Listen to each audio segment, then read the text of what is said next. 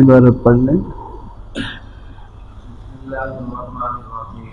اللهم صل على محمد النبي الأمي وعلى آله وسلم تسليما.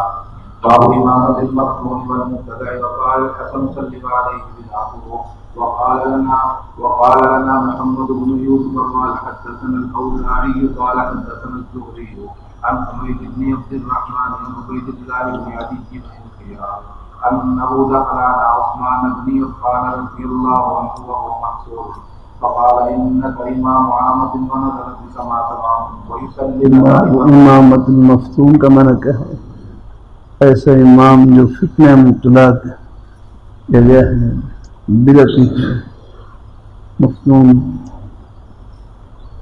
ایسے میں لکھا ہوں الذی دخل فی الفتنہ ویخرج علی الامام، امام کے خلاف خروج کرے گا.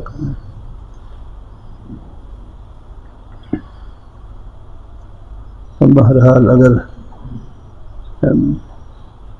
ایسا کوئی ایسا امام ہو تو نماز اس کے پیچھے، لیکن ہو مسلمان تو اس کے پیچھے نماز پڑھی جا سکتی نماز. باقی اس کی جو اس کی گمراہی ہے، بدعت ہے، اس کا وبال اس کے اوپر پڑے گا.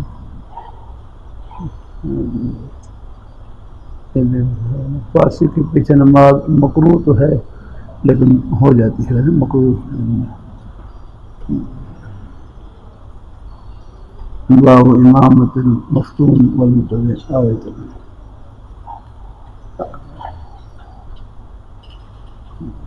ونزل بكما ترى ويصلي لنا إمام مكة ونتحرج فقال الصلاة أحسن ما يعمل. اور عثمان رضی اللہ تعالیٰ عنہ محصور تھے، محصور کہ انک امام عامت ونظر بکما ترى، لیکن ویصلی لنا امام فتنہ، ہمیں جو نماز پڑھاتے ہیں وہ امام فتنہ، جو فتنہ کا امام ہے. ونتحرج فقال له عثمان رضی اللہ تعالیٰ عنہ الصلاۃ احسن ما یعمل الناس، نماز یاد ہے لوگوں کے عملوں میں سے بہترین عمل ہے.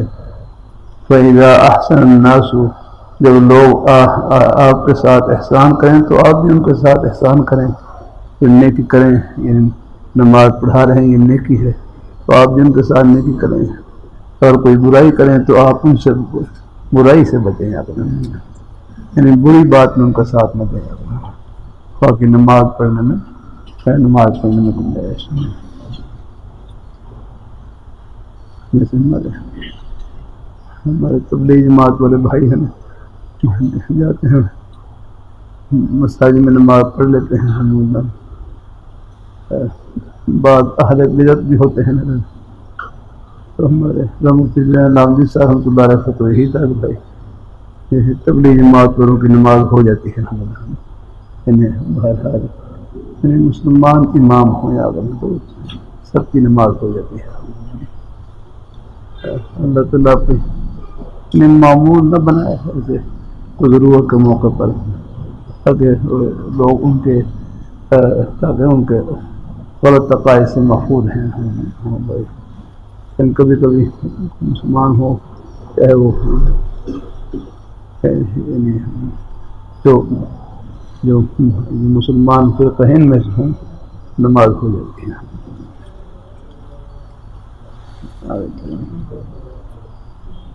قال الصلاة أحسن ما يعمل الناس فإذا أحسن الناس فأحسن معهم وإذا أساءوا فاجتنب ساءتهم. وقال القصري لا نرى أن يصلى خلف المخنث إلا من ضرورة لا بد منها.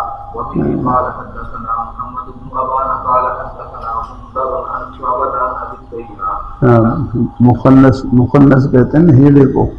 مخنث کی دو قسمیں ہیں، ایک ہے پیدائشی طور پر، اس میں پیدائشی طور پر غیر اختیاری طور پر عورتوں جیسی عادات ہوں پیدائشی طور پر، اور ایک یہ ہے کہ جان بوجھ کر عورتوں کی مشابہت اختیار کرے ہیں. آگے جان بوجھ کر مشابہت اختیار کرنا یہ گناہ ہے. لیکن پیدائشی طور پر عورتوں جیسی عادات ہوں تو وہ تو غیر اختیاری ہیں، اس میں گناہ نہیں ہے، لیکن قصداً اگر وہ تشبہ اختیار کرتا ہے اور تو جیسی عادات اختیار کرتا ہے تو پھر گناہ ہے۔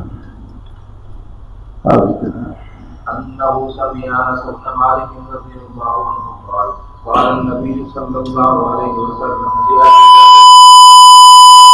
لحبشي أسمع ولو لحبشي كأن رأسه كبيرة.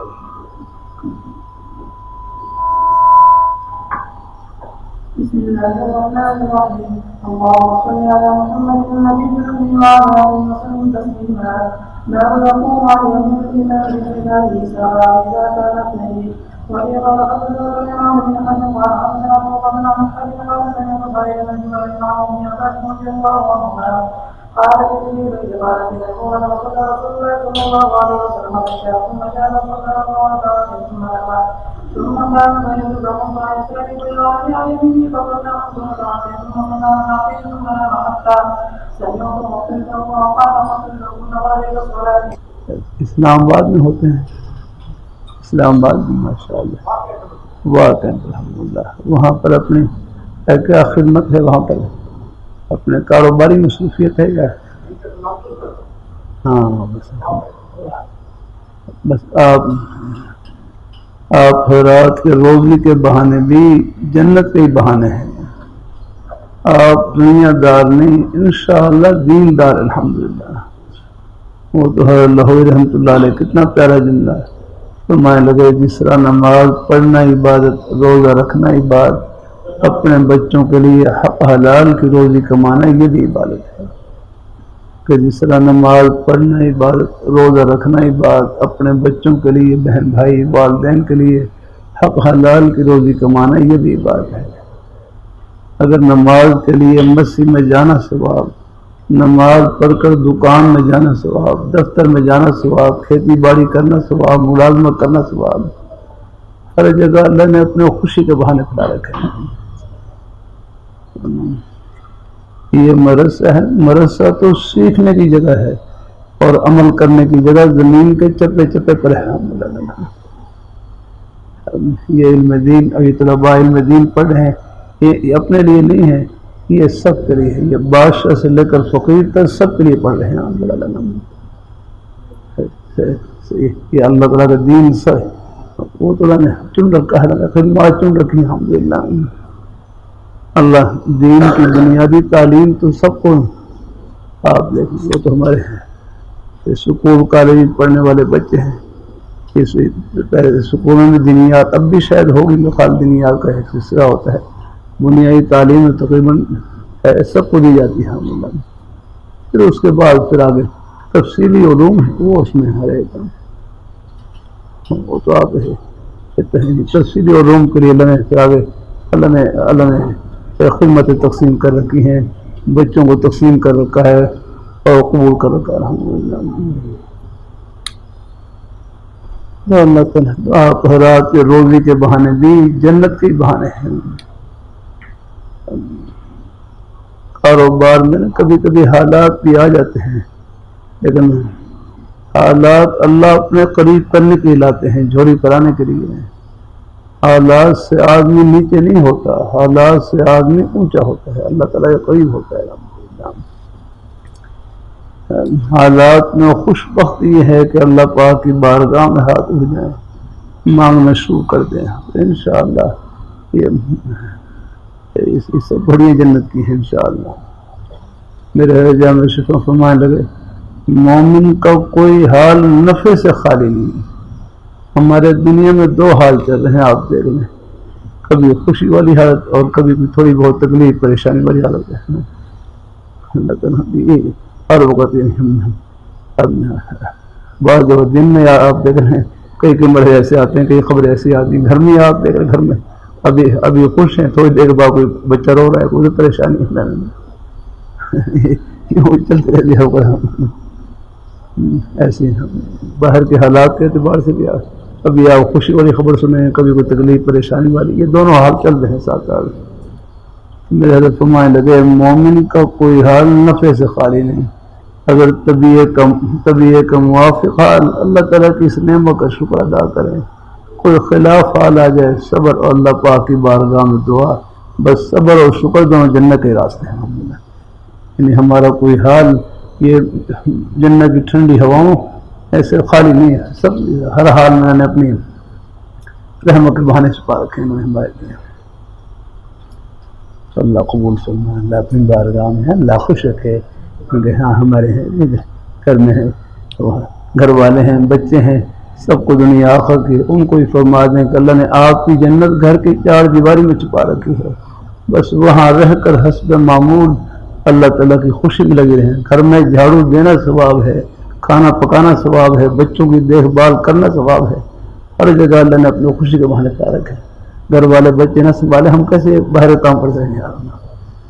یہ سب دین ہی دین ہے الحمدللہ، لگے ہم سے اللہ تعالیٰ راضی ہیں، جزاک اللہ الحمدللہ آمین۔ بہت اللہ خوش جدوا علیہ السلام، اللہ خوش رکھے ہمارے بزرگوں کو اللہ۔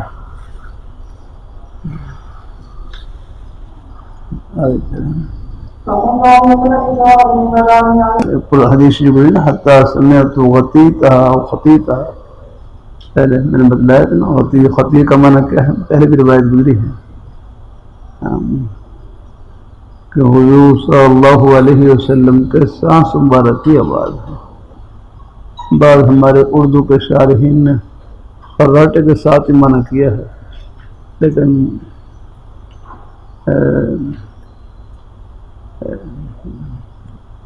اس میں خیال کچھ اور حالت کی طرف بھی جا سکتا ہے، ایک عیب والی حالت کی طرف بھی جا سکتا ہے۔ ہمارے شیخ موسی رحمۃ اللہ علیہ فرماتے تھے خطیطہ ہے مراد اس کے آپ کے سانس مبارک کی آواز ہے۔ اللہ اپنی مہربانی فرمائے۔ پھر میں نے کیا تھا پہلے آپ کو پہلے ام المؤمنین عائشہ رضی اللہ تعالیٰ عنہ حضور جب آپ آرام فرماتے ہیں، جب آپ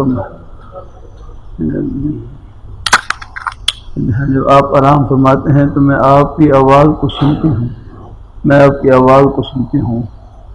تو آپ نے پوچھا اے عائشہ میری آواز کیسی معلوم ہوتی ہے؟ اور میں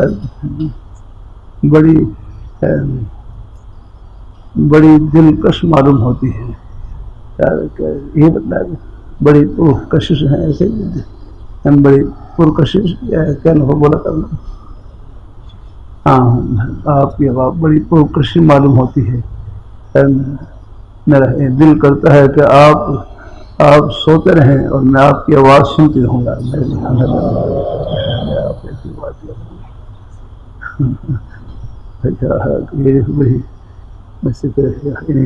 ہماری حالت میں تو فرق ہو جاتا ہے، میں آپ سوتے رہیں میں آپ کی آواز سنتی رہوں۔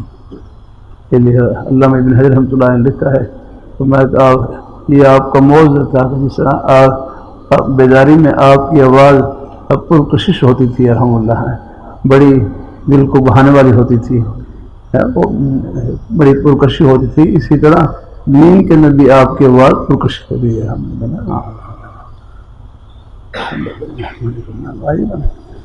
آپ کے مبارک سانسوں کی آواز، لمبے سانسوں کی آواز ہے، دعا دیکھے منع کریں گے ہم۔ میں نے کہا ہمارے مولانا الحق صاحب دامہ مکاتم لگا پورا اختر کے استاد الحدیث، ان کے حوالے سے ساتھی فرمانے لگے نیند میں اگر بالکل آواز نہ آئے تو یہ ضعف کی علامت ہے، کمزوری کی علامت ہے۔ مبالغے کے ساتھ آواز آئے، مبالغے کے ساتھ آواز آئے، مبالغے کے ساتھ ہیں جسے دوسرے کو تکلیف پہنچے، مبالغے کے ساتھ آواز آئے تو یہ بیماری ہے، اور اعتدال کے ساتھ درمیانی آواز ہو، اعتدال کے ساتھ درمیانی آواز ہو تو یہ قوت کی علامت ہے، اعتدال کے ساتھ درمیانی آواز ہو تو یہ قوت کی علامت ہے۔ تو بہرحال یہ آپ صلی اللہ علیہ وسلم کے مبارک سانس کی آواز، جب آپ کے بارک لمبے لمبے سانس ان کی آواز ہوتی ہے۔ جو خراٹے سے معنی کرتے ہیں اس میں ذرا ہمارے ہاں کچھ اور یعنی اس میں ہمارے ہاں کچھ یہ عیب والی حالت بھی سمجھی جاتی ہے بعض دفعہ. ہاں اس لیے یہ تعبیر اختیار کر دی جائے ہے نا. اور فمن اما قوما فلیخفف، جو آدمی کسی قوم کا امام بنے وہ ہلکی نماز پڑھائے. کیونکہ حدیث میں وجہ ذکر ہے فإن فیہم الضعیف، ان میں نماز پڑھنے والوں میں ضعیف لوگ بھی ہوتے ہیں، بیمار بھی ہوتے ہیں، بڑی عمر کے بھی ہوتے ہیں. ایک روایت میں ذل حاجہ، حاجت مند، اگر انہوں نے جلدی جانا ہوتا ہے، حاجت والے لوگ بھی ہوتے ہیں. اس لیے ذرا تخفیف کے ساتھ مختصر نماز. باقی انفرادی نماز ہو وہ جتنی مرضی آپ لمبی پڑھ لیں انفرادی. آگے چلیں. میرا ارادہ ہوتا کہ میں نماز کو لمبا کروں، لیکن پھر پیچھے بچوں کے رونے کی آواز سنتا ہوں تو نماز کو مختصر کر دیتا ہوں تاکہ ان کی والدہ کو تکلیف نہ ہوا کرے. آگے چلیں. تو نماز میں تخفیف ہے، مختصر ہے. جیسے بچوں کا یہ بھی ہے، یہ عذر ہے. آپ صلی اللہ علیہ وسلم نماز کو مختصر فرما دیتے ہیں. ایسے میرے حضرت جامع شفیع شیخ الحدیث رسول صاحب رحمہ اللہ تعالیٰ غالباً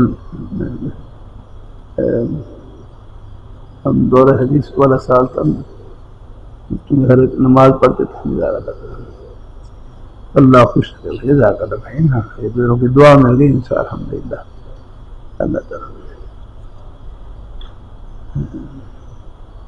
تو غالباً ظہر کی نماز پڑھائی ظہر، لیکن بتی چلی گئی، بتی چلی گئی.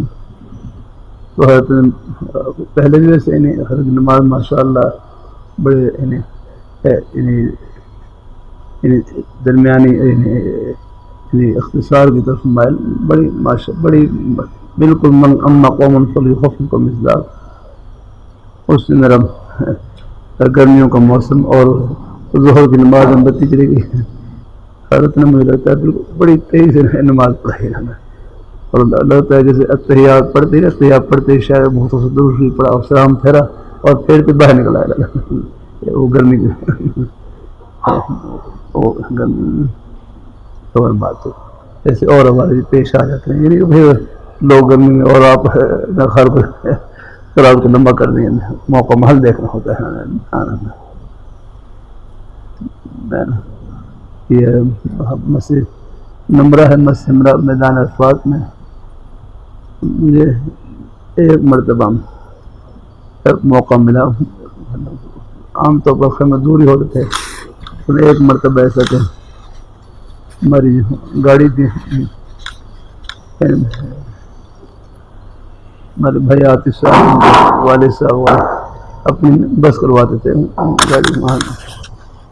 تو گاڑی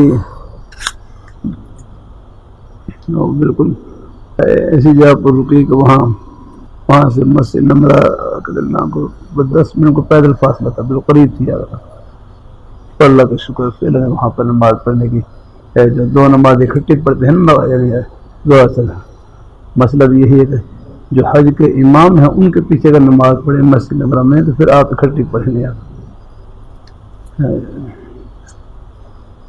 اب معلوم نہیں کہ لیکن پہلے تو وہ امام کہاں سے آتے تھے؟ ریاض سے آتے تھے. لیکن ان کے ہاں اب معلوم نہیں اس کا اہتمام کرتے نہیں کرتے، کیونکہ ان کے ہاں جو قصر ہے نا، قصر یا وہ حج کی وجہ سے ہے. چاہے وہ مکہ مکرمہ سے بھی نماز پڑھے نہیں ہے، اگر مکہ مکرمہ سے بھی حج کرنے کے لیے آ رہے ہیں تو وہ نماز نہ قصر، اس لیے وہ وہاں میں جو مینا کے مسجد خیف مینا میں نمازیں ہوتی ہیں مینا میں، وہاں پر بالخصوص یہ ظہر ہے اور عصر ہے اور عشاء. اگر امام مکہ مکرمہ کے امام ہوں پھر یہ ہے کہ آپ اپنی نماز پڑھ لیں آتا نہیں، کیونکہ ان کے ہاں جو قصر ہے وہ حج کی وجہ سے حج، لیکن ہمارے ہاں قصر کس کی وجہ سے؟ حج کی وجہ سے نہیں، سفر کی وجہ سے. ہاں اگر سفر شرعی ہوگا تو پھر وہ قصر ہو گیا، لیکن ان کے ہاں جو ہے امام احمد رحمۃ اللہ علیہ کے نزدیک، ان کے نزدیک قصر جو ہے وہ حج کی وجہ سے ہے. بعد ذہن میں آ گئی کچھ مسائل یہاں نہیں، چونکہ سفروں میں رہا ہوں اللہ تعالیٰ کی توفیق سے یہ مسائل وہیں پر پھر معلوم ہوئے ہم نے نا۔ اللہ تعالیٰ اپنی مہربانی فرمائے، اللہ تعالیٰ اپنی مہربانی فرمائے۔ تو وہاں پر اگر اب معلوم نہیں کہ جو وہاں جو نماز پڑھاتے ہیں آگے بتایا کہ خالی امام اگر وہ مکہ مکرمہ سے اگر آ رہے ہیں تو پھر آپ اپنی یعنی پھر احتیاط کریں، پھر اپنے وہیں اپنے مقام پر ہی جہاں خیمہ ہے بس وہیں اپنی نماز پڑھیں، اپنے وقت میں پڑھیں، اپنے وقت میں پڑھنے کے لیے آ کریں۔ اگر یہ معلوم ہو کہ امام باہر سے ہیں مسافر ہیں، پہلے تو وہ اس کا خیال رکھ کرتے تھے، اب معلوم نہیں کہ اس کا خیال کرتے نہیں کرتے ہیں۔ اللہ تعالیٰ اپنی مہربانی فرمائے۔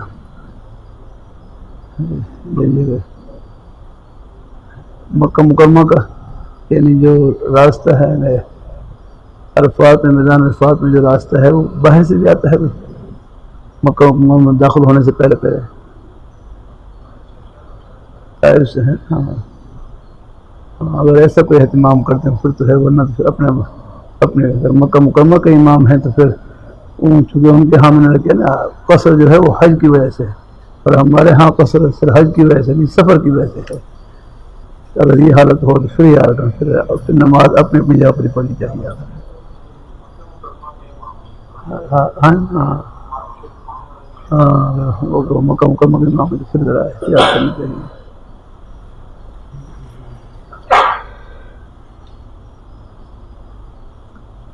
بہرحال جن لوگوں کو مسئلے کا علم ہو تو احتیاط کریں، باقی جن کو مسئلے کا علم نہیں ہے اللہ سب کو قبول فرمائے، بس دعا ہے اللہ تعالیٰ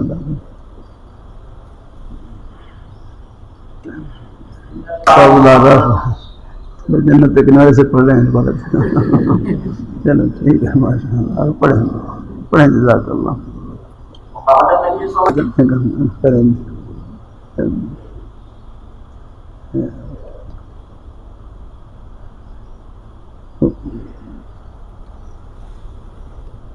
حضور صلی اللہ علیہ وآلہ وسلم حضور صلی اللہ علیہ وسلم جب آپ کی بیماری بڑھی تو جاء بلال یؤذنہ بالصلاۃ، حضرت بلال رضی اللہ تعالی عنہ نے نماز کی خبر دی تو آپ صلی اللہ علیہ وسلم فرمایا مروا ابا بکر، آپ ابو بکر کو حکم دیں کہ وہ لوگوں کو نماز پڑھائیں۔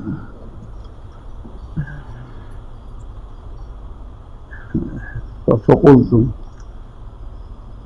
ہر المؤمنین عائشہ رضی اللہ تعالیٰ عنہ کرنے لگے میں نے رکھی یا رسول اللہ ابو بکر رجل اسیف و رقیق القلم،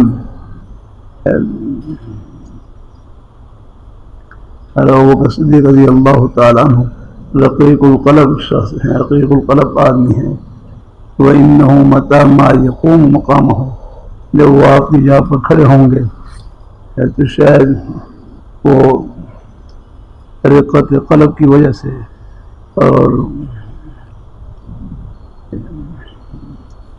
بکا کے غلبے کی وجہ سے شاید وہ پوری طرح قرات کرنے کے پر قادر نہ ہوں۔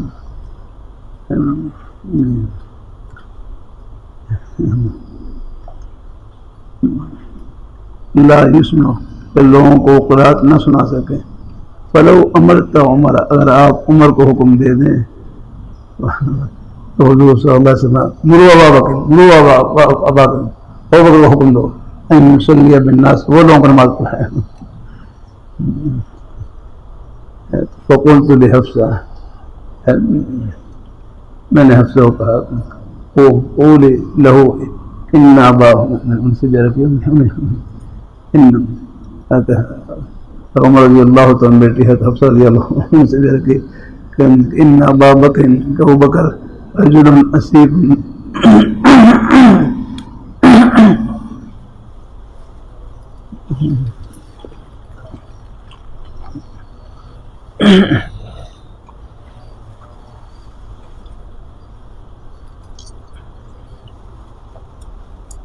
میں نے حفصہ سے کہا قولی لہو،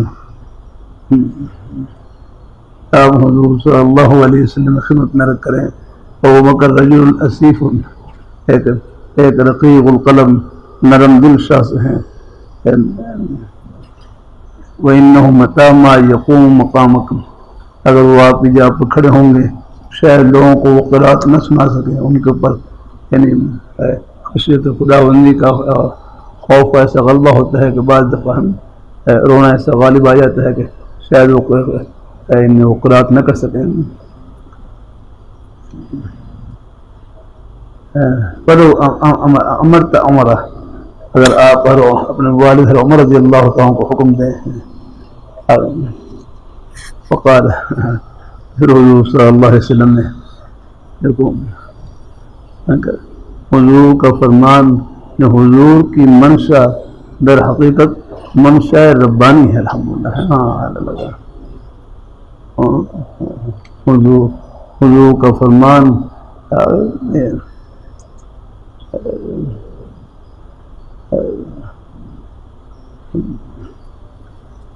گویا کہ یہ فرمان الہی ہے. حضور کا منشا، حضور کا مبارک منشا، یہ منشا الہی ہے.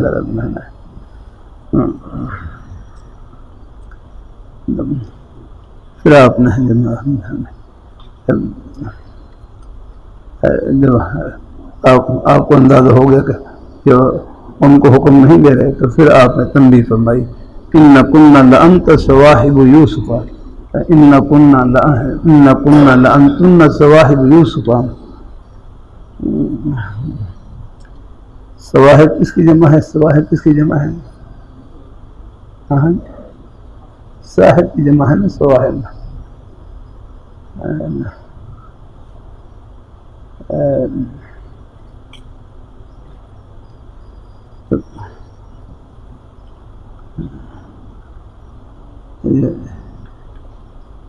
یعنی صاحبہ بھی آتا نا، صاحبتن کی جمع بنے گی ہے.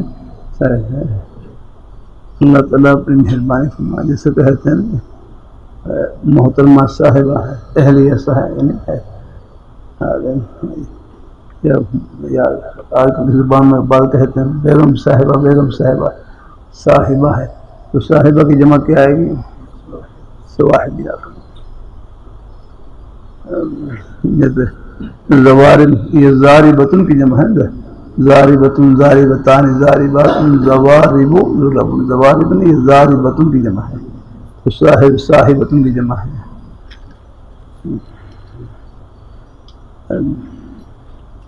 اب اس کا لفظی ترجمہ کیا ہوگا کہ بے شک تم لانتن صواحب یوسف.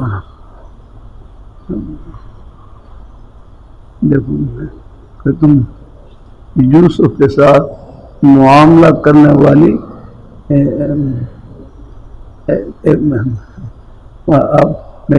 تم یوسف کے ساتھ تم یوسف کے ساتھ معاملہ کرنے والی عورتوں کی طرح ہو. تم یوسف کے ساتھ معاملہ کرنے والی، جمع کا صیغہ جمع اور معنی کر دیں.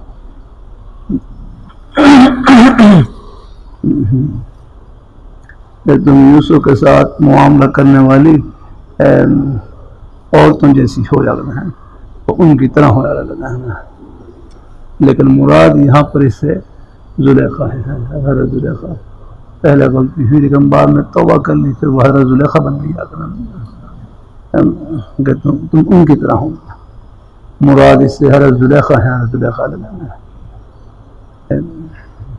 جیسے پہلے آپ نے پڑھا نا، حضرت زلیخا بظاہر تمہوں نے دعوت کی،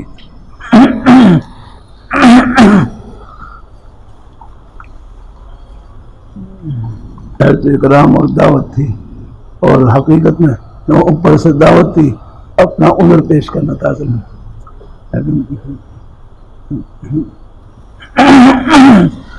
بظاہر تو یہ اوپر سے دعوت تھی، لیکن حقیقت میں اپنا عذر پیش کرنا تھا.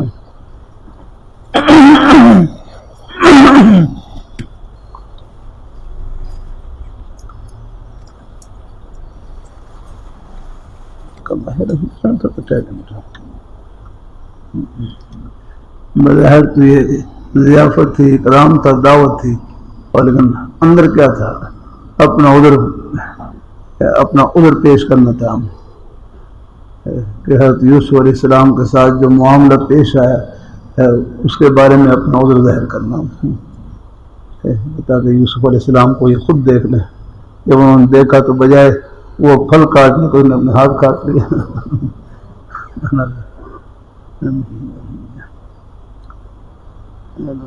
ہمارے خطیب حضرات باہر اپنے انداز سے اللہ نے حسن نماز سے بہت زیادہ نوازا تھا ان کو لگا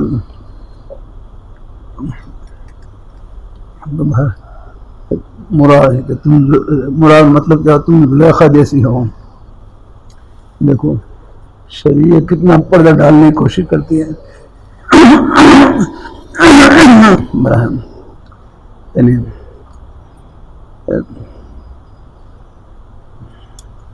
اگر کوئی پردے والی بات ہو، پردے والی جس کا ذکر کرنا مناسب نہیں ہوتا، بس جہاں تک ہو سکے اس کو پردے میں رکھا جائے۔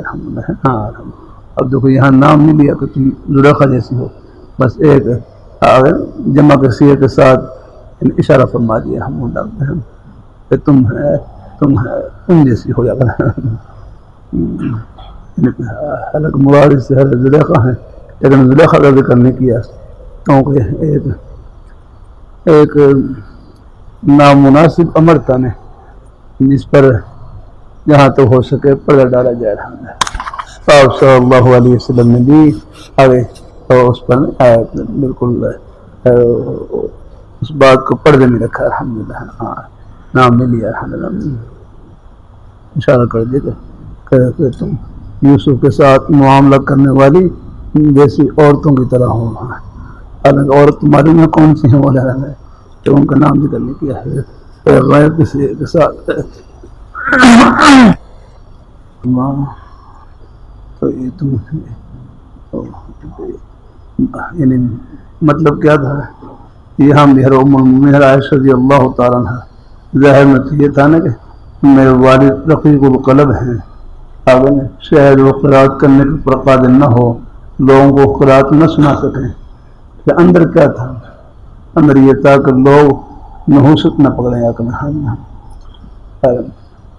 حضور کے مسلح پر کھڑے ہو گئے، شاید حضور کی وفات کا وقت قریب آ گیا ہے، ہاں کوئی ہے نہیں ایسی کوئی ہے یعنی وہ وفات نہ پکڑے ہیں، اندر یہ تھا گیا۔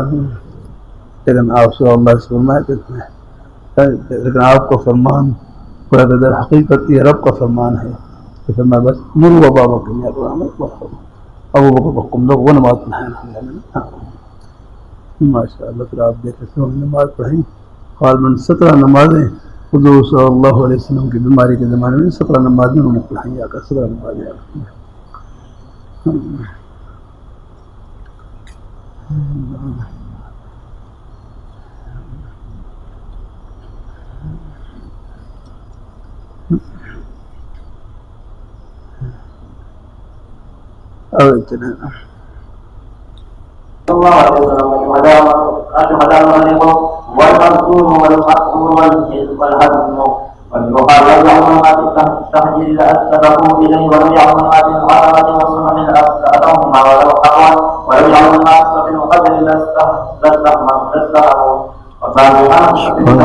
شہداء فرمایا نبی کریم صلی اللہ علیہ وسلم نے الشهداء الغرق والمبتون والمطعون والهدم،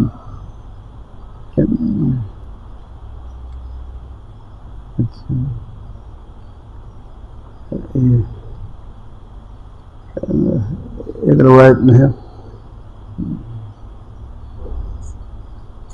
شاید آگے آگے پھر آگے پھر اگر میں تشریح کرتا ہوں شاید آگے پڑھ لگ رہا ہوں۔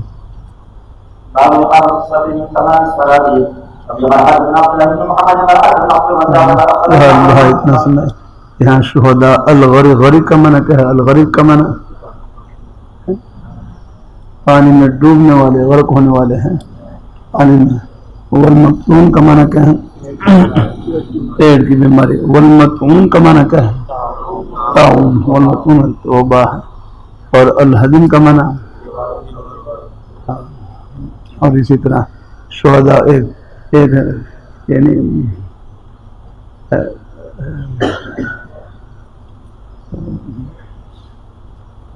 اور ایک ہے اللہ تعالیٰ کے راستے میں جہاد کرنے والے قاتل فی سبیل اللہ والوں ہے. بار بات میں آگے میں روایت آئے گی اس میں دیکھو پہلے میں نے رکھ کیا تھا نا شہید کتنی قسم پر ہے. یہ پہلے گزری پانی وہاں اس میں تھا. یہ کہاں گزری پیچھے جزاک اللہ بس ٹھیک ہے انشاءاللہ اگر وہ پہلے گزر گئی. ہاں شہداء خمسۃ. ہاں ہاں کون سے اس میں کون سے ہاں ہاں متون سے مراد کون ہے؟ طاعون. میری زبان سے مجھے معلوم نہیں کہ نیزہ لگ جائے وہ نہیں ہوگا. میری زبان سے نکل گیا ہو تو وہ ٹھیک کر لینا ہے.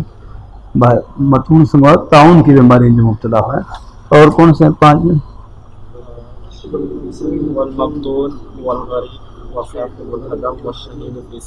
وہ شہید ہیں. ہاں وہ شہید جو اللہ تعالیٰ کے راستے میں شہید ہوں.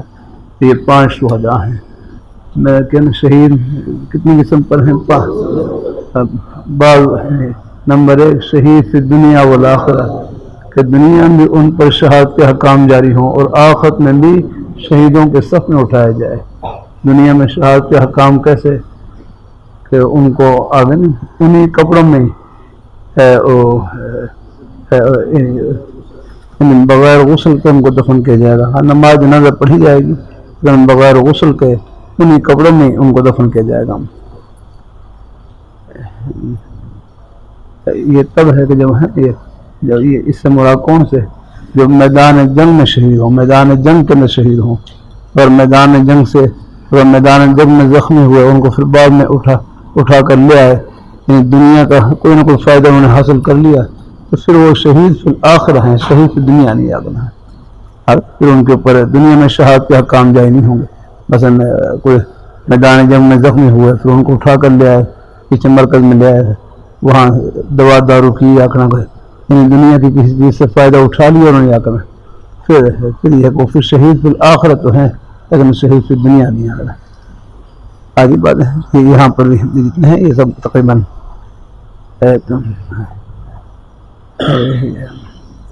باقی جو اور شہداء ہیں یہ سب شہید فی الآخرہ ہیں. الحمدللہ شہید فی دنیا والآخرہ وہی جو میدان جنگ کے اندر شہید ہو آگے اور وہیں اسی وقت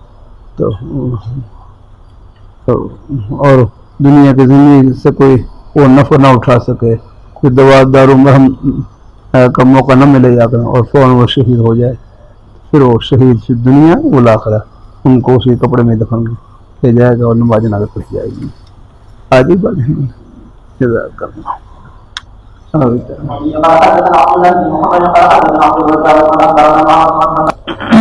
یہ بات یاد رکھنا یہاں احادیث میں بعد میں ذکر ہے کندھے کو کندھے کے ساتھ ملائیں اور بعد میں ہے قدم کو قدم کے ساتھ ملائیں. یہ سبا ہے یہ آپ پڑھ رہے ہیں حرم شریف میں بھی نماز شروع کرنے سے پہلے امام اعلان کرتے ہیں سووا صفوفکم, اپنی صفوں کو برابر کر لو, فإن تسویۃ الصفوف من اتمام الصلاۃ. یاد رکھنا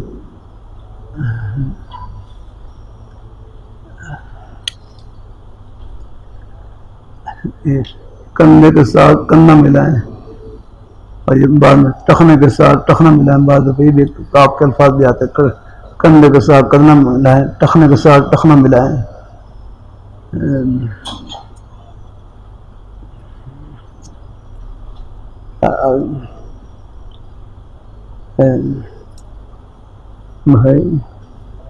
ہمارے بزرگ صاحب میں فیصلہ آباد میں پڑھتا تھا, ہمارے مولانا فرمین صاحب رحمہ اللہ تعالیٰ اللہ علیہ رحمۃ اللہ وہ غیر مقلد حضرات ان کے بارے میں مناظرہ پڑھاتے تھے.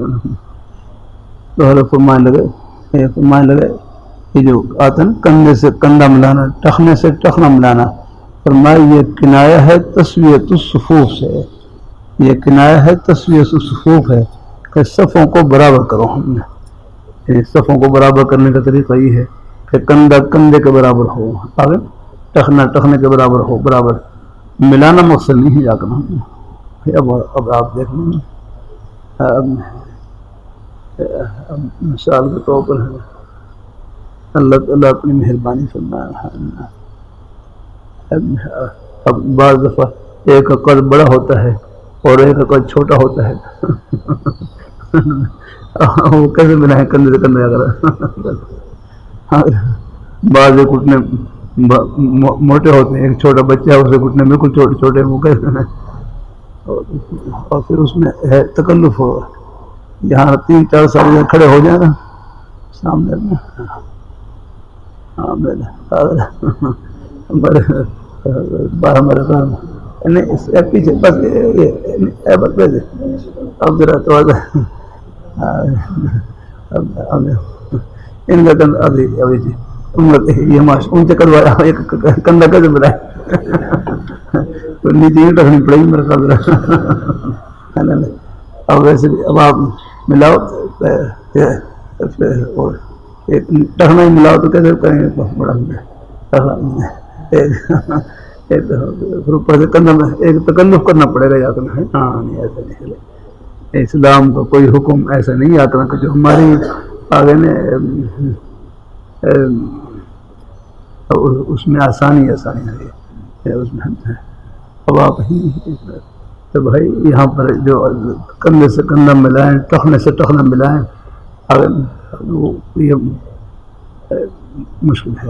ہاں ارے یہاں یہ کنایہ ہے تسویۃ الصفوف سے کہ صفوں کو سیدھا رکھیں. اس کا طریقہ یہی کہ بس کندھا کندھے کے برابر نہیں سیدھ میں ہو، بس ضروری نہیں کہ اس کے ساتھ ملا ہوا ہو. یا کرنا ہے اب وہاں رائن میں بھی آپ دیکھ لیں، بیٹھ جاؤ رائن میں وہاں پر بھی اعلان ہوتا ہے نا، اعلان کہ صفیں برابر کر لیں. پھر کہتے ہیں آپ برابر کرنے کا طریقہ یہ ہے یعنی کندھا کندھے سے ملا، یہ نہیں ہے کندھا کندھے کے برابر ہو، ٹخنا ٹخنے کے برابر ہو، بس برابر ہے اس کی سیدھ میں ہو. یا کرنا ہے ملانا ضروری نہیں. یا کرنا بھائی کی بار ہمیں یہ یاد رکھیں، بار الفاظ ہمارے بزرگوں کے ہوتے ہیں وہ پورے نچوڑ ہوتے ہیں. نا اللہ تعالیٰ اپنی مہربانی فرمائے. جو یہاں آتا نا کندھے کندھے اور کندھے سے ملانا، ٹخنے کو ٹخنے سے ملانا. میرے تقریباً پاکستان کے جو مشہور مناظر حضرات ہیں سب میرے اساتذہ میں سے ہیں. ان کے نکات بھی کوشش کرتا ہوں تھوڑے تھوڑے پیش کرنے کی، جو اللہ تعالیٰ توفیق نصیب فرمائے. یہ کنایہ ہے تسویۃ الصفوف سے کہ صفوں کو برابر کریں. کندھے یہاں حقیقی معنی مراد نہیں کہ وہ کندھے سے کندھا ملائیں، وہ تو ہے ہی مشکل. جا رہا ہے اب ایک آدمی پر بڑا ہے ایک چھوٹا، وہ کندھا کیسے ملا جا رہا ہے. اللہ تعالیٰ اپنی مہربانی اور اس میں تکلف بھی ہوگا. آپ دیکھ رہے ہیں بس اصل بھی ہے کنایہ بس صفیں برابر کریں، سیدھی کریں، برابر کریں.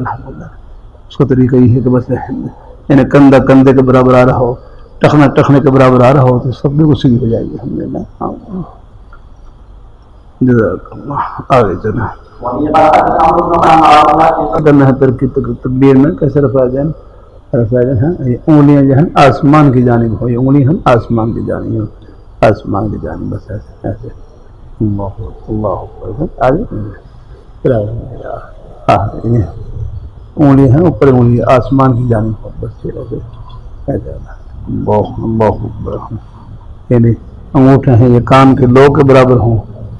ہاں یہ کان کے 2 کے برابر انگوٹھے ہیں برابر.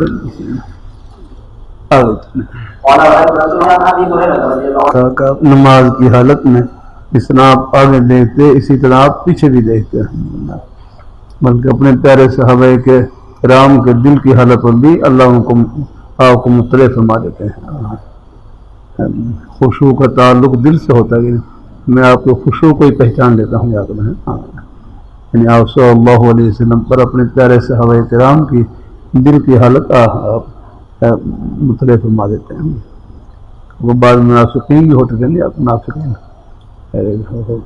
تو آپ تو دل کی حالت آپ کہ کون دل سے نمائے. آپ کے پیارے صحابہ سب کے سب مخلص کہ جب بعض منافق ہوتے تھے وہ تو پھر ایک ظاہری شکل ہوتی تھی نماز کی جاتا ان کی. اور چلیں پیچھے سے کچھ ویسے پڑھ لیں. چلو بھائی چلو دو انداز ہیں. دونوں کا نام کیا ہے؟ سرد ہے. چلو ایک سرد ہے باب ما جاء فی سرد صوم. لگاتار روزے کے بیان میں لگاتار بھی عبادت چلتی رہے لیکن صرف لگاتار عبادت اور بھی جو حدیث کی برکت سے ذکر خیر تھوڑا بہت وہ بھی ساتھ ساتھ چل رہا ہے. اللہ یہاں لگ منظور ہوتا ہے. اور ایک بالکل ابتدا سے ٹھنڈا انداز آہستہ آہستہ وہ بھی چلتے رہیں انشاءاللہ. اتنا اللہ تعالیٰ کو منظور ہوتا ہے. کل کہاں تو ہو گیا کسی کو ویسے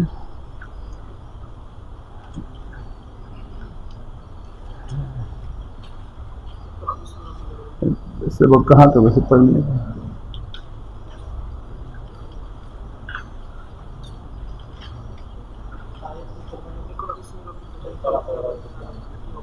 یہاں سے. اچھا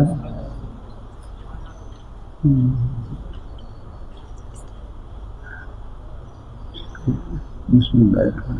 فرجع بها پھر حضور صلی اللہ علیہ وسلم ان مبارک آیات کو لے کر لوٹے.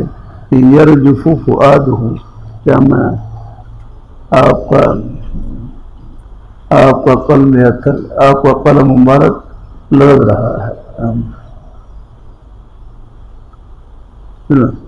خدیجہ بنت خویلد رضی اللہ تعالی عنہ پر داخل ہوئے اور کہ زملونی زملونی زملونی زملونی مجھے چادر اڑاؤ. زملونی جمع کا صیغہ استعمال کیا. یہ عرب محاورے پر محمول ہے کہ ایسے موقع پر جمع کا صیغہ استعمال کرتے ہیں. یا یہ ہے کہ غلام اور بانی اور بھی جو گھر کے افراد وہ سب مراد ہیں. غلام اور بانی اور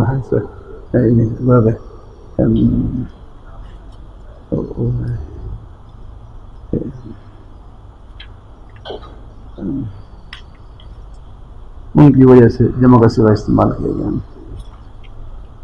فزملوہ پھر آپ کو چادر انہوں نے اڑائی. حتی ذہبان ہو رو آپ سے گھبراہٹ کا خوف چلا گیا. وقال علی خدیجہ پھر ام المؤمنین خدیجہ رضی اللہ تعالیٰ عنہ کے سامنے اپنا حال بیان کیا. وہ اخبرہ الخبر اپنے حال کی خبر دی اور پھر آگے فرمایا لقد خشیت علی نفسی لقد خشیت علی نفسی.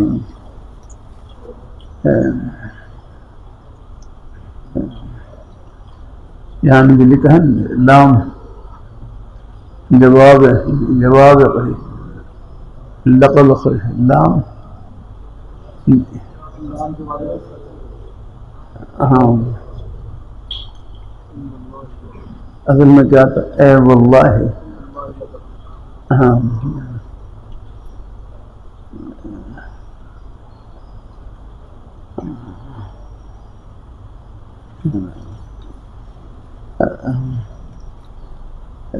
اے واللہ اے لقد خشیت اللہ کی قسم مجھے خطرہ ہے اپنے نفس کے اوپر. مولانا شبلی عثمانی رحمۃ اللہ علیہ نے یہاں پر دو معنی کیے. ایک یہ ہے کہ ماضی والا معنی کریں اور ایک یہ ہے کہ مضارع والا معنی کریں.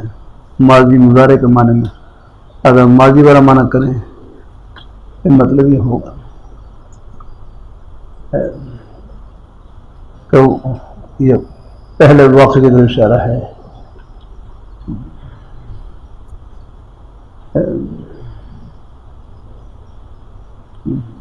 تو وہ غار حرا کا واقعہ اتنا سخت تھا قریب تھا کہ میری جان نکل جاتی. ہاں وہ غار حرا کا واقعہ اتنا سخت تھا قریب تھا کہ میری جان نکل جاتی موت واقع ہو جاتی.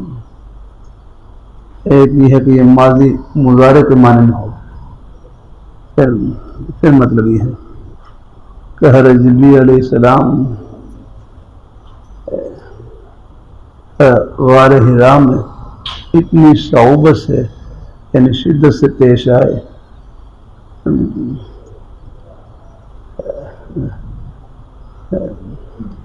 اگر آئندہ اس طرح پیش آئے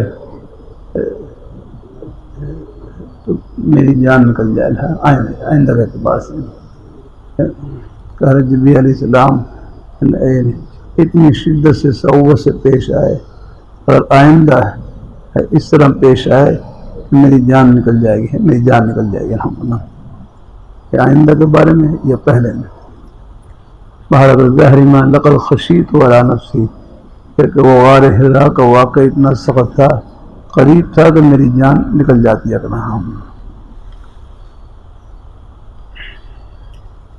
بہرحال لقد خشیت علی نفسی، کہ مجھے اپنے نفس کے اوپر ہے موت کا خطرہ ہے۔ وقال تو حضرت خدیجہ رضی اللہ تعالیٰ عنہ، دیکھو ظاہر ہے ہر مومن حضرت خدیجہ رضی اللہ تعالیٰ عنہ ان کا مرتبہ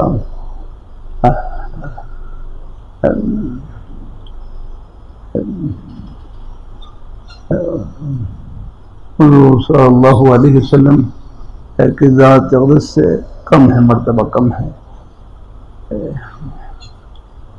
لیکن میرا کر دیتا ہے اس منظر سے الگ ہو کر آپ پر کریں، اس منظر سے اس کو بعد میں لیتے ہیں۔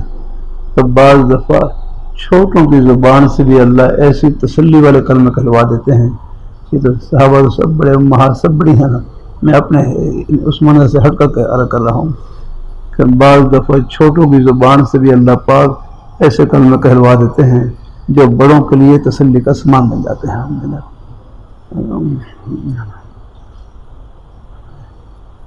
وہ بھی در حقیقت بڑی ہستیوں کا ہی فیض ہوتا ہے۔ بعض دفعہ چھوٹوں کی زبان سے بھی اللہ ایسے کلمے کہلوا دیتے ہیں جو بڑوں کے لیے تسلی کا سامان بن جاتا ہے۔ تسلی دینا ہی بہت بڑا ثواب ہے۔ تعزیت کباب تعزیت ہے، اپنے تعزیہ کا معنی ہی صبر دلانا، تسلی دینا۔ تعزیہ کا معنی ہے صبر دلانا، تسلی کا کوئی کلمہ کہہ دینا۔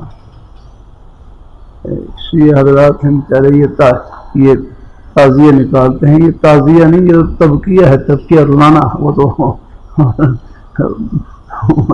وہ تعزیہ تو نہیں ہے بھائی، تعزیہ تو کہتے ہیں صبر دلانے کو یاد کرنا، وہ تعزیہ نہیں، وہ تبکیہ ہے، وہ تو دوسرے وہ ایسے نہیں، وہ تو یعنی اس میں ایک دوسرے کو رلانے کی کوشش کرتے ہیں، ایسے ہی وہ تعزیہ نہیں تبکیہ ہے۔ تعزیہ کہتے ہیں صبر دلانا، تسلی کا کوئی کلمہ کہہ دینا یاد کرنا۔ اپنے اپنے مبارک انداز الحمدللہ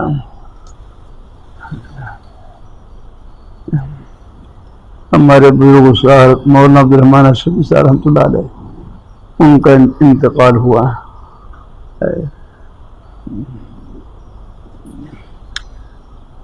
مولانا عبد الرحمن اشرفی صاحب رحمۃ اللہ علیہ کے بڑے بھائی جو جامع شفیع کے محترم تھے، وہ بس اللہ تعالیٰ کی یہ تو آنے میں ترتیب ہے، جانے میں تو کوئی ترتیب نہیں ہے۔ چھوٹے بھائی پہلے فوت ہو گئے، اور ان سے بھی چھوٹے بھائی وہ کافی پہلے فوت ہو گئے۔ مولانا عبدالرحیم صاحب رحمہ اللہ تعالیٰ وہ کافی پہلے فوت ہو گئے، ان کے پوتے عبداللہ صاحب تشریف لاتے رہتے ہیں۔ تو حضرت مولانا عبداللہ صاحب رحمۃ اللہ علیہ کے بعد میں انتقال ہوا، میں تعزیے کے لیے حاضر ہوا۔ بڑے حضرات نے ان کی ماشاءاللہ حضرت مولانا عبداللہ صاحب رحمۃ اللہ فرمانے لگے کہ مجھے ابا جی کے چند جملے یاد ہیں جن سے دل کو تسلی ہوتی ہے، مجھے ابا جی کے چند جملے یاد ہیں جن سے دل کو تسلی ہوتی ہے۔ تو میں میرے ابا جی ہر مفتی محمد صاحب ان کی روح کو بھی ثواب پہنچے ہوگا، جو میں جن بزرگوں کا ذکر خیر کروں گا ان کی روح کو ثواب پہنچے گا انشاءاللہ الحمدللہ۔ میرے مولانا عبداللہ صاحب میں زیارت کے لیے حاضر ہوتا ہے، کبھی محبت سے فرماتے آپ مبلغ ہیں، مبلغ رب مبلغ اوالہ من سب، آپ میری شاید ہماری یہ خیر کی ٹوٹی پھوٹی باتیں آگے پہنچ جائیں، بڑوں کا حسن بننا۔ فرمانے لگے میرے ابا جی ہر مفتی حسن رحمۃ اللہ علیہ جامع شفیع کے بانی، ان کے چند جملے یاد ہیں جن سے دل کو تسلی ہو جاتی ہے کہ ہمارے ابا جی فرماتے ہیں، ہمارے ابا جی فرماتے فرمائے وہ بہار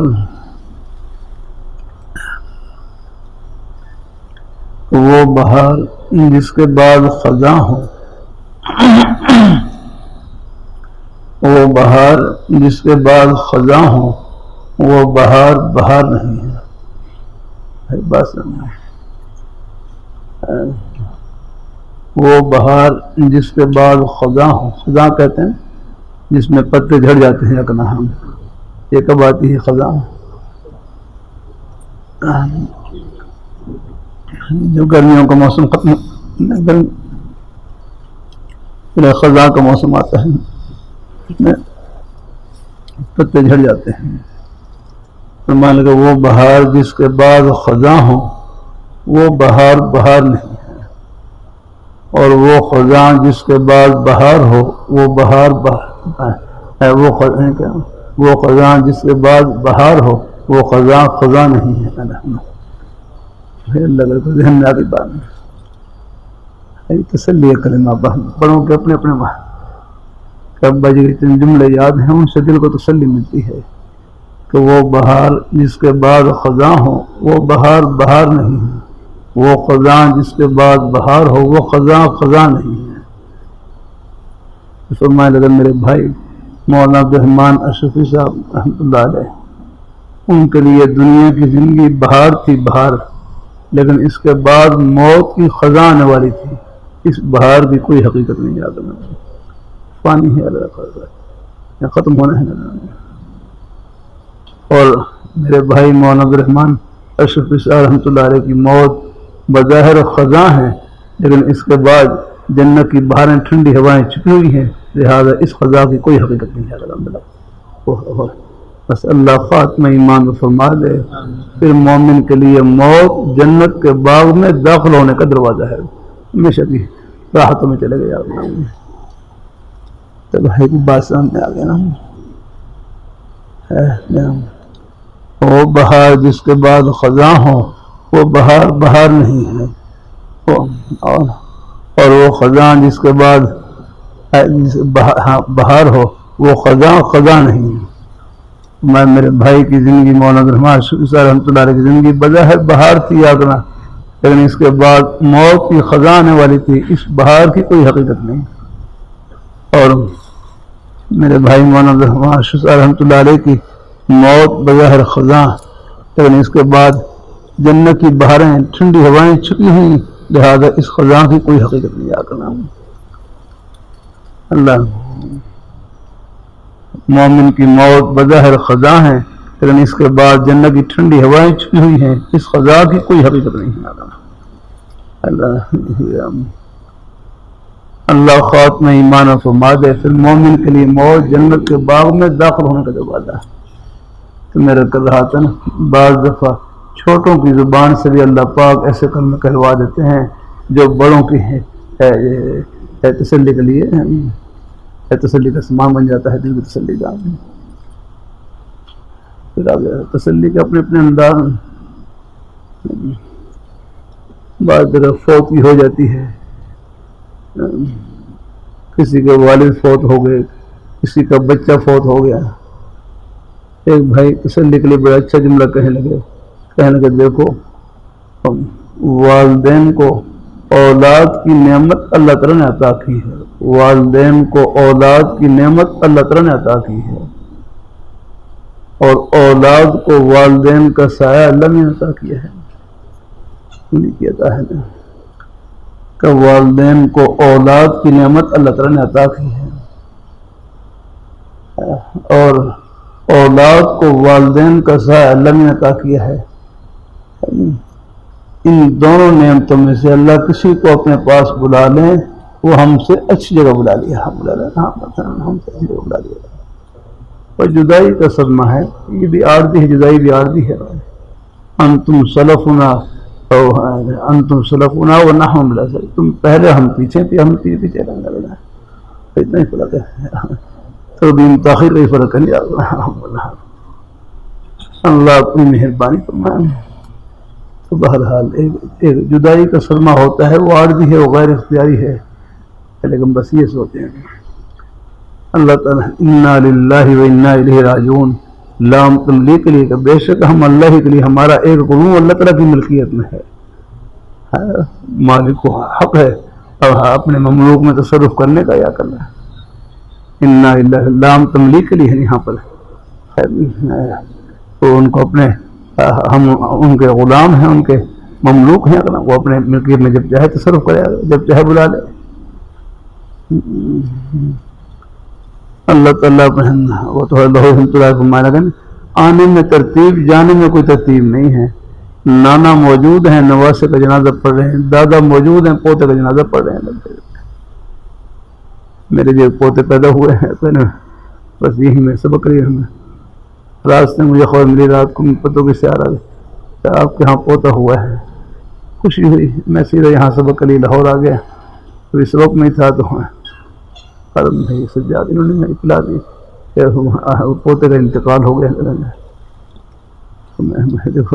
رات تو خوشی خبر سنی، اور صبح پھر یہیں سے پھر میں سیدھا قبرستان گیا، اور پھر وہیں اپنے پوتے کا جنازہ پڑھا۔ اور قبر میں اب دادا موجود ہیں اور پوتے کا جنازہ پڑھ رہے ہیں۔ اللہ تعالیٰ اپنی مہربانی فرمائے، اللہ تعالیٰ مہربانی فرمائے، اللہ تعالیٰ۔ تو بھائی تو بار ذہن میں آ گئے نا، بعض دفعہ اب دیکھو ام المومنین اب آ جائیں، ہاں اب اس مندر آ جائیں۔ بعض بڑے اچھے اچھے کلمات، بعض علاقوں میں فوت بھی ہو جاتی ہے، فوت بھی ہو جاتی ہے۔ دیہاتی لوگ ہیں بڑے سیدھے سادے سے، اور بڑا اچھا جملہ کہتے ہیں، فوت بھی ہو جاتی ہے۔ آپ کہتے ہیں جی میں رب دی مرضی، جی میں رب دی مرضی، آگے سے کہتے ہیں منے جی منے جی منے جی، بتا اتنا پیارا جی میں رب دی مرضی، جی میں رب دی مرضی، تو آگے سے کہتے ہیں منے جی منے جی منے، ہم اللہ تعالیٰ کی رضا میں راضی ہیں۔ اللہ رضا مقبول فرما اللہ تعالیٰ۔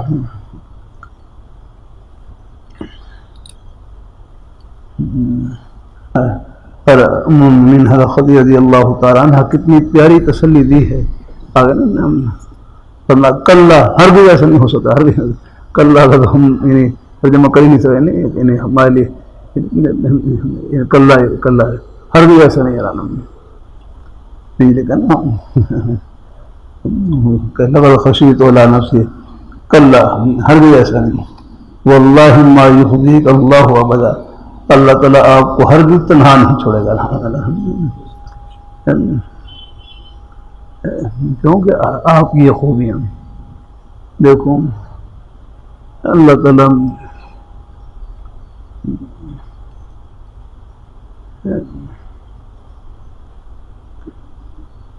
رضی اللہ تعالی عنہ یہ نبوت کے اعلان سے قبل کا حال بیان کر رہی ہیں۔ 25 سال کی عمر شریف میں نکاح ہوا، 40 سال کی عمر شریف میں آپ نے نبوت کا اعلان فرمایا، یہ 15 سال کا عرصہ میں جو پہلے گزرا یہ اس کا حال بیان کر رہے ہیں کہ آپ میں یہ خوبیاں موجود ہیں، اور جس ہستی میں یہ خوبیاں موجود ہوں وہ آگے اللہ کبھی اللہ ان کو تنہا نہیں چھوڑ سکتے، ان کی اللہ ضرور مدد فرماتے ہیں۔ پہلی انک لتصل الرحم، پہلی کون ہے کہ آپ اپنے اقربا رشتہ داروں کے ساتھ صلہ رحمی کرتے ہیں، اپنے اقربا رشتہ داروں کے ساتھ صلہ رحمی کرتے ہیں۔ آگے نا سل من قطعک واعف عمن ظلمک واحسن الی من اساء الیک، کہ آپ صلہ رحمی کرتے ہیں، اپنے اقربا رشتہ داروں کے ساتھ صلہ رحمی کرتے ہیں۔ مہربانی فرمائیں۔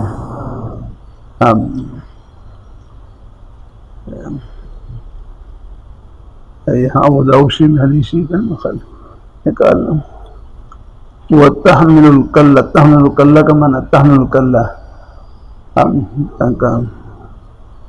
اور آپ نادار لوگوں کا بوجھ اٹھاتے ہیں، نادار لوگوں کا بوجھ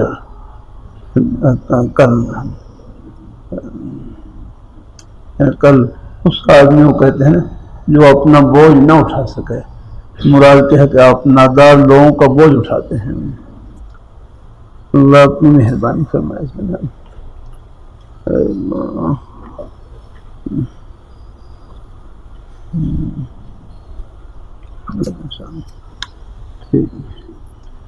تحمل اگر وہ تقسیم المعدوم، دھیان سے تقسیم المعدوم کا معنی کیا ہے؟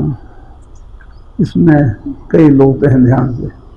ایک تقسیم المعدوم تاکہ فتح کے ساتھ تقسیم المعدوم، دھیان سے تقسیم المعدوم سے پہلے اس کا موصوف محذوف ہے، المال المعدوم، تقسیم المال المعدوم، معدوم میں سے مفعول کا صیغہ ہے، صیغہ صفت کا ہے، تو ہر صیغہ صفت کا اپنے موصوف ہو جاتا ہے۔ تو تقسیم المال المعدوم کہ آپ مال معدوم کو خود کماتے ہیں۔ مال معدوم ایسا مال جو پاس موجود نہیں ہے وہ خود کماتے ہیں۔ موصوف ہے مال معدوم کو آپ خود کماتے ہیں، کسی کے اوپر بوجھ نہیں بنتے۔ ہمارے مولانا فاروق صاحب نے مکہ مکرمہ میں اجیاد ہیں، یہ اجیاد کے پہاڑ ہیں، میں یہی پہاڑ، ان کے اوپر آپ صلی اللہ علیہ وسلم آپ نے بکری چلائی، اجرت کے اوپر بکری چلائی یہاں پر۔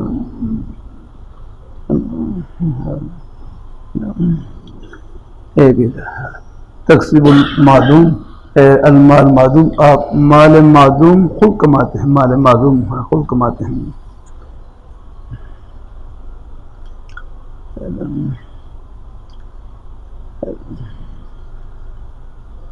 اللہ اپنی مہربانی فرمائے۔ تقسیم المعدوم مال معدوم خود کماتے ہیں، یعنی کسی کے اوپر بوجھ نہیں بنتے۔ دوسرا یہ کہ تا پر ضمہ پڑھیں، تقسیم المعدوم، پھر یہاں پر مفعول اول محذوف ہے، مفعول اول، اس کا مفعول اول محذوف ہے اصل میں، دھیان سے۔ تقسیم غیر کل مال المعدوم، کیا میں تقسیم غیر کل مال المعدوم، کہ آپ دوسرے کو مال معدوم کما کر دیتے ہیں۔ ہاں، دوسروں کو مال معدوم کما کر دیتے ہیں آپ ہیں۔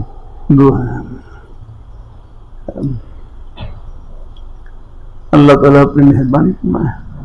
میں شیور کرتا رہتا ہوں، آپ کی کمائی صرف اپنی نہیں ہے، یہ حضور کی مبارک سنت ہے، یاد رہا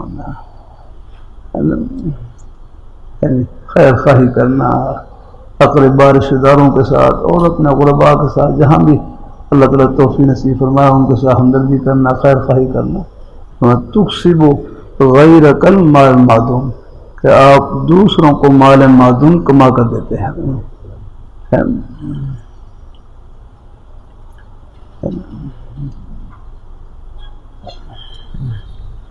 تو آپ ہمارے شہر کے احباب سیر کرتے رہتا ہوں، آپ کی کمائی صرف اپنی نہیں ہے، آپ کی کمائی میں جہاں بچوں کی خدمت ہے، والدین کی خدمت ہے، اقربا رشتہ داروں کی، اور کتنے غریبوں کو لقمے آپ کی کمائی کا حصہ ہیں، آپ سب کے لیے کما رہے ہیں۔ باقی دینے والی ذات سب کو اللہ تعالیٰ کی ہی یاد رکھیں۔ اللہ تعالیٰ سب کے روزی کے وسیلوں کو اللہ برکتوں سے بھر دیں۔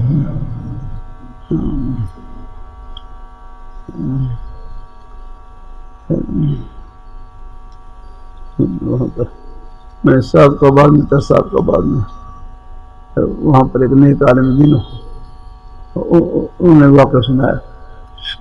شام میں ایک عورت کے بیٹے کا انتقال ہوا ہے، ایک عورت کے بچے کا انتقال ہوا، بیٹے کا انتقال ہوا۔ ان کا بیٹا مدرسے میں قرآن پاک حفظ کر رہا تھا، ان کے مدرسے میں بیٹا قرآن پاک حفظ کر رہا تھا، انتقال ہوا۔ تو گورکن کو اطلاع کی کہ آپ اس کے لیے قبر کھود دیں. تو اس نے قبر کھودی تو اس نے آ کر اطلاع دی کہ یہ کیا کرتا تھا. میں یہ قرآن کا حصہ کرتے کرتے انتقال ہوا. کہنے لگے میں نے اس کی قبر میں نے دیکھا کہ اس کی قبر بہشت کا باغ بنی ہوئی ہے، جنت کا باغ بنی ہوئی ہے. میں پردے ہٹا دیے سامنے چلا گیا. یہ قبر بہشت جنت کا باغ بنی ہوئی ہے. کچھ عرصے کے بعد ان کے بڑے بھائی تھے، ان کا انتقال ہوا. یعنی جو بڑے بھائی تھے انہوں نے کہہ رکھا تھا کہ آپ بے فکر ہو کر آپ پڑھیں یاد کریں، قرآن پاک پڑھیں یاد کریں، آپ کا جو کچھ خرچہ ہوگا وہ میرے ذمہ ہے یاد کرنا. تو پھر والدین پھر دوبارہ اطلاع کی گورکن کو کہا ہے ان کے لیے قبر کھودیں. ان کے لیے قبر کھودی تو میں ان کی قبر بھی بہشت کا باغ بنی ہوئی، جنت کا باغ بنی ہوئی. یہ دو ہیں. تو اس نے کہا کہ یہ بچہ بھی ہے قرآن پاہی پکڑا تو میں نے یہ تو محنت مزدوری کرتا تھا، محنت مزدوری. لیکن اس نے اپنے چھوٹے بھائی کو کہہ رکھا تھا کہ آپ بس آپ نے دل لا کر پڑھیں، آپ کی جو بھی خدمت ہوگی وہ میرے ذمہ ہے. تو اللہ نے تو پہلے بھائی کو اللہ نے قرآن پاک کی برکت سے اللہ نے جنت پہ پہنچا دیا اور ان کو خدمت کی برکت سے پہنچا دیا. الحمدللہ. تو بھائی یہ خدمتیں یہ سب جنت کی ٹھنڈی ہوا میں پہنچ رہی ہیں. الحمدللہ. یہ واقعہ مجھے احساس کے بعد میں تھا، وہاں پر ہے نیک عالم دین نے سنایا. الحمدللہ. اللہ اپنی مہربانی فرمائے،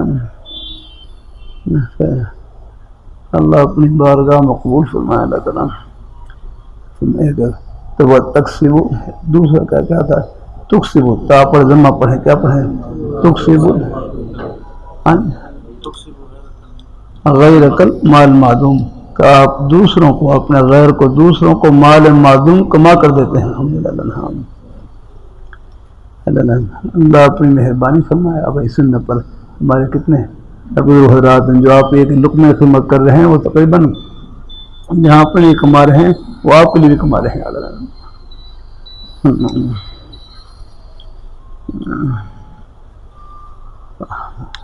تیسرا یہ ہے کہ یہاں یہی تقسیبو ہے تقسیبو، اگر یہاں تقسیبو غیر کل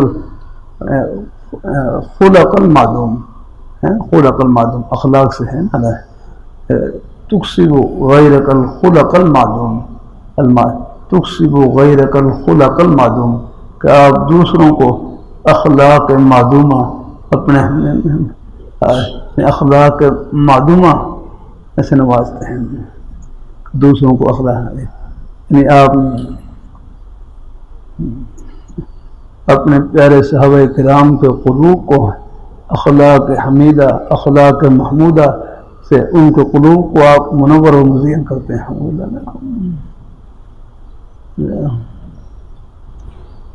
خود نہ تھے جو راہ پر اوروں کے ہادی بن گئے، کیا نظر تھی جس نے مردوں کو مسیحا کر دیا.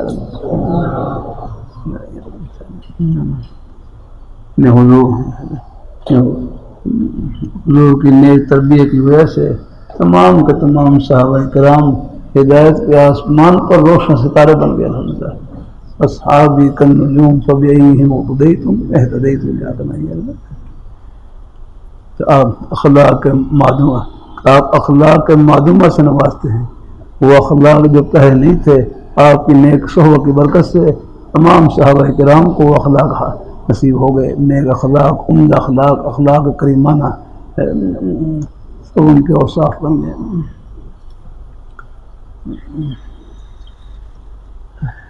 تین ہو گئی. چوتھی ہے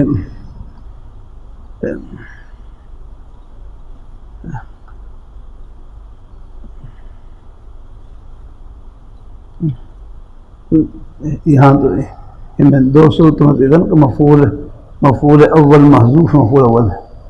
اب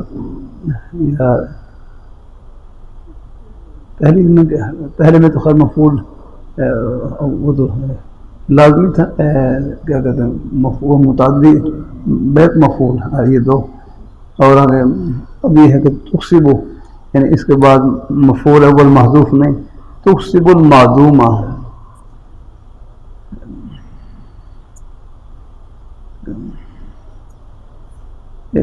اس کا مطلب یہ ہے کہ آپ معدوم المال، جس آدمی کے پاس مال نہ ہو اس کو مال کمانے کے قابل بنا دیتے ہیں، اگر ان کو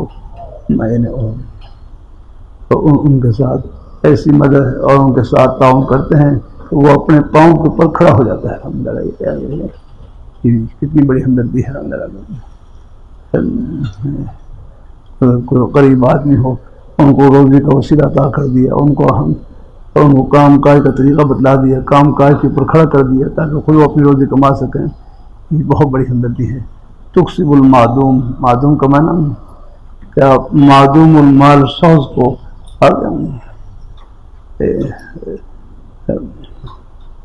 تو معدوم المال شخص کو یعنی مال کمانے کے قابل بنا دیتے ہیں۔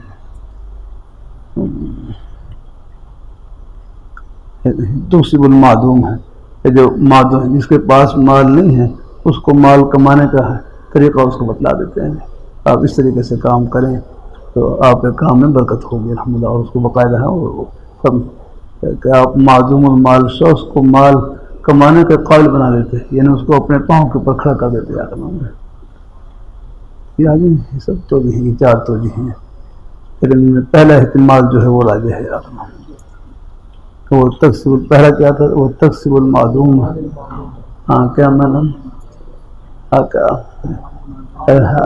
مال معدوم کماتے ہیں، خود مال کماتے ہیں، کسی کے اوپر بوجھ نہیں بنتے الحمدللہ۔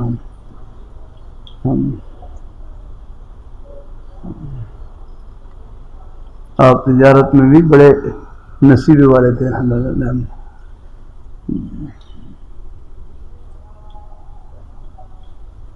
وہ تقریر ضعیف، اور آگے آپ مہمان نوازی کرتے ہیں۔ وہ تعین علی نوائب الحق، مہمان نوازی کرنا بھی بہت بڑا رہا ہے۔ یہ سب آپ صلی اللہ علیہ وسلم کے مبارک احوال یہ نبوت کا اعلان کرنے سے پہلے کے ہیں سارے نام۔ وہ تعین علی نوائب الحق، اور راہ حق میں مصیبت والے لوگوں کی مدد کرتے ہیں اپنا۔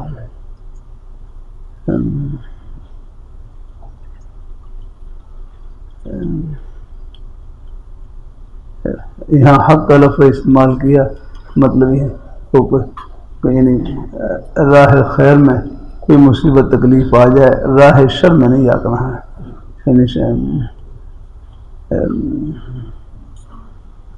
راہ حق میں مصیبت والے لوگوں کی مدد کرتے ہیں، یا کوئی پریشانی آ گئی، کوئی تکلیف آ گئی، آپ ان کی مدد فرماتے ہیں، لیکن راہ شر میں نہیں آ کر، شر میں مثلا کسی نے کوئی چوری کی ہے یا کسی کا حق دبایا ہے، اس میں نہیں آ کرنا، راہ حق میں آ کرنا، حق راستے میں آپ ان کی مدد فرماتے ہیں، حق بات ان کی مدد فرماتے ہیں۔ بعض نے کہا لا نوائب الحق، اس سے مراد آفت سماویہ ہیں، آسمانی آفات ہیں، آفت سماویہ، آفت سماویہ مطلب یہ ہے کہ نوائب الحق وہ مصائب جو حق تعالیٰ کی طرف سے آتی ہیں، حق تعالیٰ کی جانب سے آتی ہیں، ان میں آپ مدد کرتے ہیں۔ مثلا جیسے آندھی آتی ہے، طوفان آتی ہے، کسی کا مکان گر گیا اور کوئی مالی نقصان ہو گیا، آفات سماویہ کی وجہ سے آپ ان کی مدد فرماتے ہیں، ان کے ساتھ تعاون فرماتے ہیں۔ بھائی بات ذہن میں آ گئی تو کل واللہ ما یخزیک اللہ ابدا، یہ اوصاف آپ کے ام المومنین رضی اللہ تعالیٰ عنہ نے وہ کا اعلان سے قبل فرمایا ہے، آپ میں یہ خوبی اوصاف موجود، اور جس ہستی میں ایسی اوصاف موجود ہوں ان کے ساتھ اللہ تعالیٰ کی مدد اور نصرت ہمیشہ شامل حال رہتی ہے الحمدللہ۔ ان کو تنہا نہیں چھوڑتے وہ الحمدللہ۔ جزاک اللہ، چلو کچھ ہو گیا انشاءاللہ۔